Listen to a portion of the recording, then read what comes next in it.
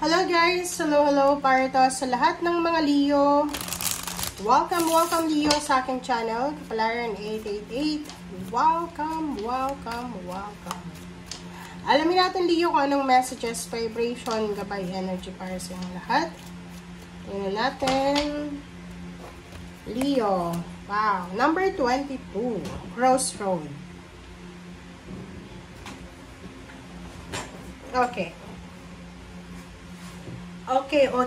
Leo, meron isang option, choices, na posibleng i-reveal sa'yo ang universe. And kailangan mo ng balanse dito, posibleng bibigyan ka ng pagkakataon ng universe na makapili. So, you need to choose wisely para hindi ka magsisi sa bandang huli. Okay, like for example, may ino-offer sa'yong trabaho. 3 trabaho, or 2 lugar, 2 company, 2 employer, 2 choices or options. Maging wise ka sa pagpili para maiwasan mo yung pagsisisi. Sinasabi ng barahan na sa pagpili, Leo, kailangan mo sundin kung ano yung sinasabi ng puso mo. Follow your dreams with faith and precision. Okay? All will be clear once you made your decision. So, magiging maayos daw ang lahat once nakagawa ka na ng decision. Okay? And, isa din na pwedeng mangyari dito sa crossroad na ito is, if hindi ka sigurado, wag mong pipilitin yung sarili mo na gumawa ng decision. Diba? Kasi parang, halimbawa, tinitimbang mo, and napag-desisyonan mo na wala ka namang pipilian. So, just hang, pause, delay, parang ganun. I-postpone mo muna. Okay? Okay, Leo.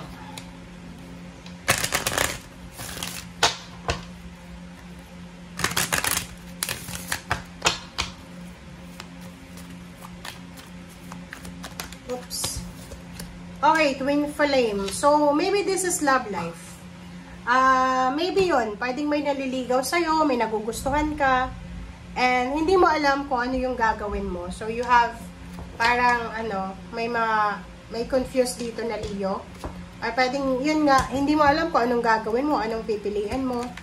Ano ba yung actions na kailangan dito.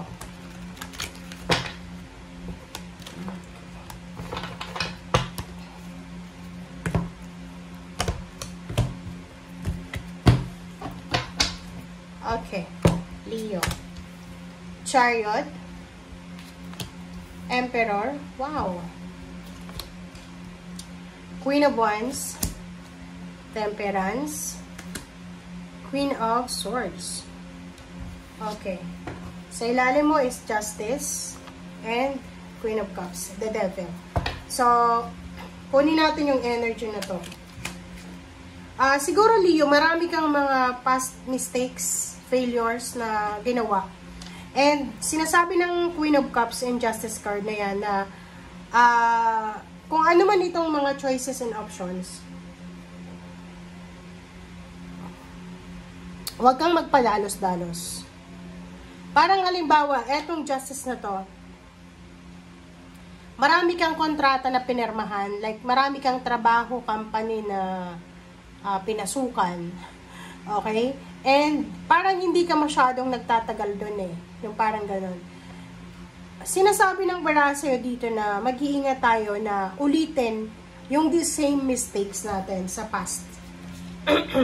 So, sinasabi ng baraha sa'yo dito na you need to be very careful dito sa mga option and choices mo.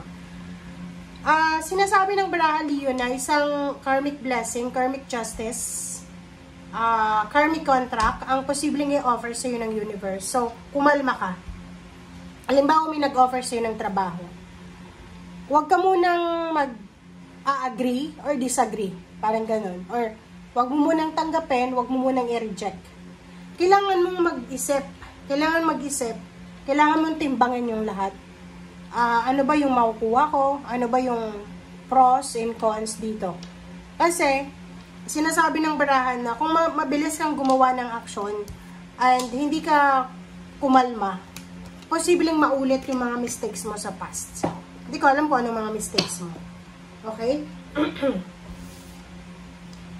Okay, Chariot, Emperor, Queen of Wands, Queen of Swords.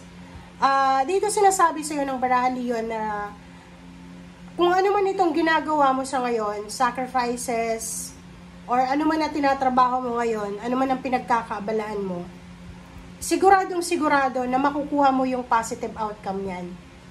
May fruits of your labor, hard-earned money, hard-earned success, na posibleng makukuha ka in the near future. May progress dito eh, may improvement eh. So, ibig sabihin, hindi sayang eh, walang masasayang sa'yo.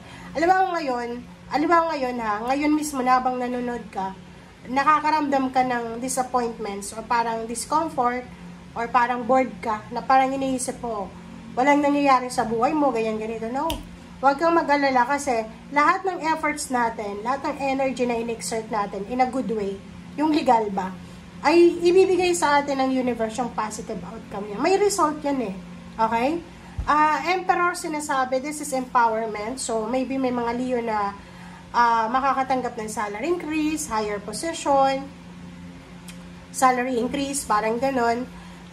Meron din na good health. Pwedeng may mga Leo na magkakaroon sila ng recovery ng kanilang health or authority sa buhay nila. And freedom. So, kailangan lang natin magpasensya. Halimbawa sa ngayon, wala ka pa dito sa sitwasyon na to. So, you need to wait. Diba? Kasi, ang advice nga sa'yo ng mga naunang baraha, diba? Na, kailangan natin na magpasensya, magdahan-dahan. Huwag tayong gumawa ng aksyon na pwedeng maulit na naman yung mga mistakes natin sa past. Be patient and be free. Diba? So, huwag kang masyadong nakafocus sa outcome.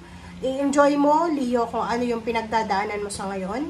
I-enjoy mo yung journey mo. And just let go. Let God, let it flow. Kasi, ano na to eh, parang sinasabi na, wala kang ginawang kulang eh. Ginawa mo yung best mo eh. Diba? Halimbawa, nasa 55 years old ka na. Lapit na sa retirement, diba?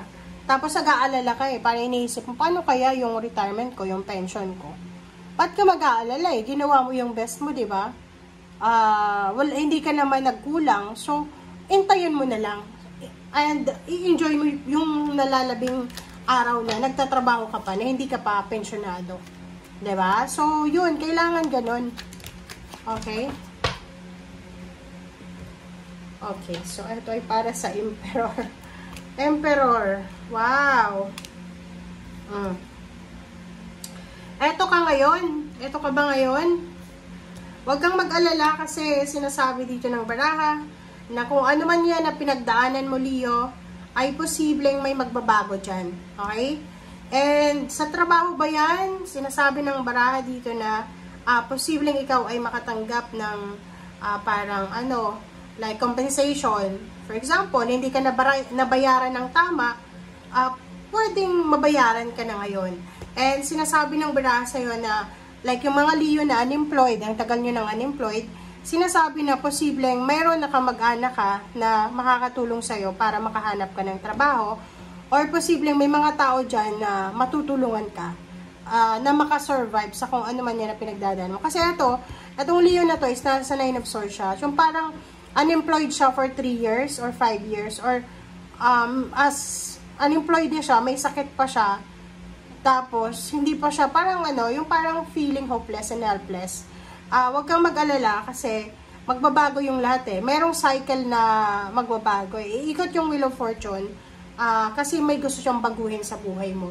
And pwedeng magkaroon ka ng trabaho, or pwedeng magkaroon ka nga ng pagkakataon para ma-promote sa trabaho, or pwedeng may mga tao dyan sa paligid mo na pwedeng makatulong sa'yo, lalo na kapamilya, kaibigan, or kung sino man sila. Yung 9 of Cups dito, sinasabi ng barahan na isang, like for example, government offer sa'yo. Pwedeng o-offeran ka ng like yung maglinis or parang trabaho sa government, sa barangay nyo, na pwedeng matulungan ka yan sa mga pangangailangan mo. Okay? So, maraming mga tao sa paligid mo na pwedeng tumulong sa'yo. Pero, ang kailangan mo lang talaga, sumingi ng tulong. Lalo na doon sa mga Leo na masyadong mahiyain or masyadong ma-pride. Kailangan yung ibaba yung pride nyo, guys. Okay? Thank you guys for watching. Bye!